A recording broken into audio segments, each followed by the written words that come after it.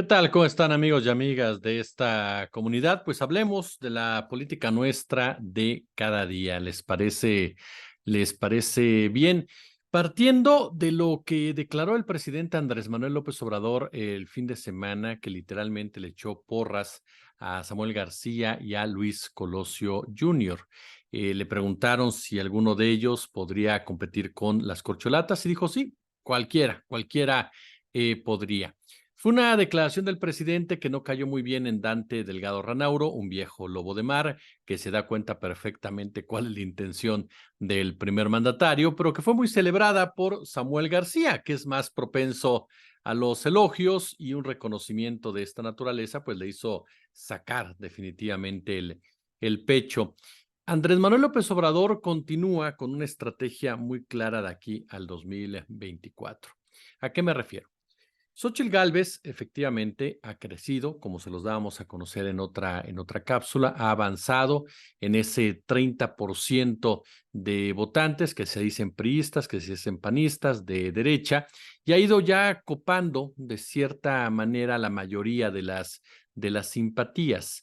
Sin embargo, para que pueda ser una candidatura competitiva, que era lo que platicábamos, tiene que avanzar sobre la zona, digámoslo así, que es López Obradorista o esa zona gris que se mueve entre votar por Morena y López Obrador, cambiar si lo convence el candidato del PRI y del PAN, pero dentro de esa misma zona hay aquellos que dicen yo jamás votaría por el PRI, jamás votaría por el Partido Acción Nacional. Por eso las posibilidades de Xóchitl Gálvez realmente pues se limitan a ese 30, tal vez 35%, que en realidad no la convertirían en una candidata competitiva.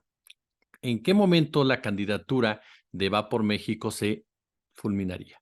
Si surge un tercer candidato. Este tercer candidato, de la única posibilidad hasta el momento que podría darse, es a través de Movimiento Ciudadano.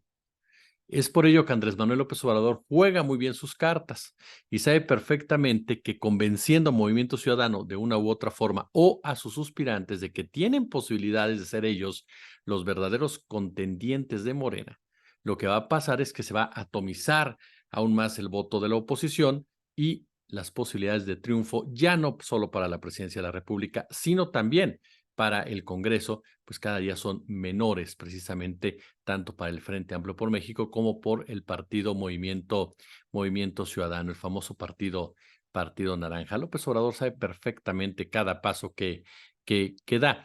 Y en este marco también surge el tema, por supuesto, y la pregunta, ¿qué va a pasar con la oposición en México?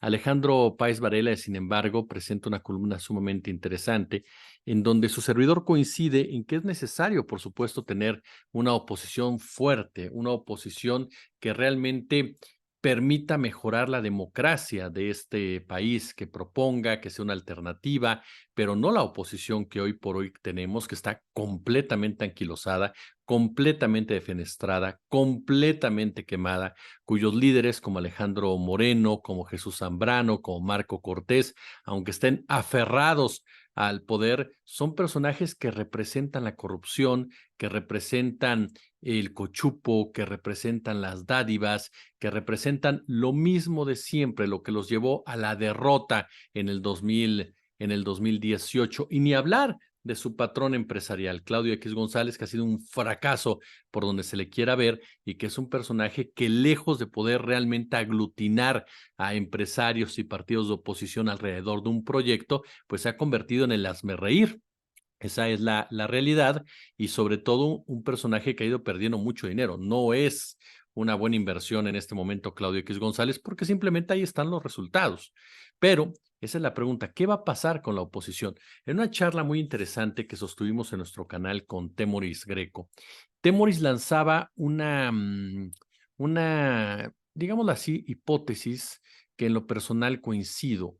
¿A qué nos referimos? Nos referimos a qué sucedería en 2024 si Andrés Manuel López Obrador ya no estuviera. ¿Qué fenómenos se podían presentar? Lo que pasó en la India con el tema Gandhi, que Indira Gandhi adoptó el apellido aun y cuando ella no era descendiente de Gandhi, y ojo, lo adoptó de su esposo que tampoco lo era, pero que en un momento dado se le vinculó precisamente con ese movimiento. pasaría algo similar a lo de Nelson Mandela, cuando Mandela se tuvo que retirar y después tuvo que regresar como una figura moral para poder en un momento dado poner orden en lo que estaba sucediendo en su partido, o puede pasar, y me inclinaría más por ello, lo que pasó en Argentina con el peronismo. Es decir, que después de esta disputa interna en Morena, cada uno de sus integrantes, es decir, Claudia, Adán, Fernández Noroña, Marcelo, incluso el propio Monreal y Manuel Velasco, llega un momento en que rompan lanzas y cada uno de ellos cree su propio partido político. Las instituciones ahí están. Y cada uno de ellos se abrogue ser precisamente el verdadero representante del López Obradorismo.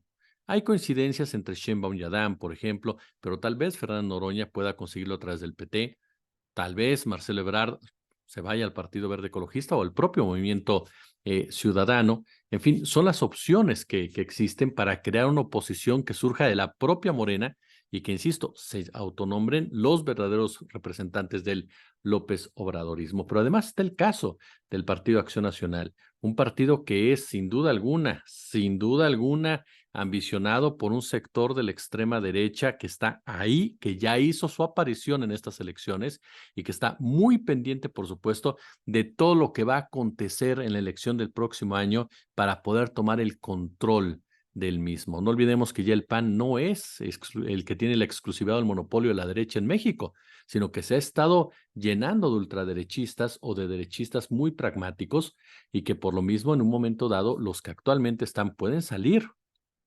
perdiendo y los que quieren acceder al poder lo hagan para tomar el control del PAN y entonces surja una fuerza más radical a través de Acción Nacional. Y me queda claro que 2024 va a marcar un derrotero en el sistema partidista porque los resultados no se ven realmente halagadores para una oposición que es simplemente la misma que comenzó con Carlos Salinas de Gortari, que prosiguió con Cedillo, que estuvo con Fox, que estuvo con Calderón, que estuvo con Peña, que estuvo ahora, está agotada ya totalmente, no tiene ya una buena imagen ante la sociedad y lo vemos ahora con sus principales candidatos. Xóchitl Gálvez, perdón, más allá de la simpatía que puede generar la política hidalguense, la gran pregunta es, de verdad, ¿qué tipo de propuesta, de proyecto, de plan de gobierno está lanzando una persona que además de todo no reconoce el conflicto de interés?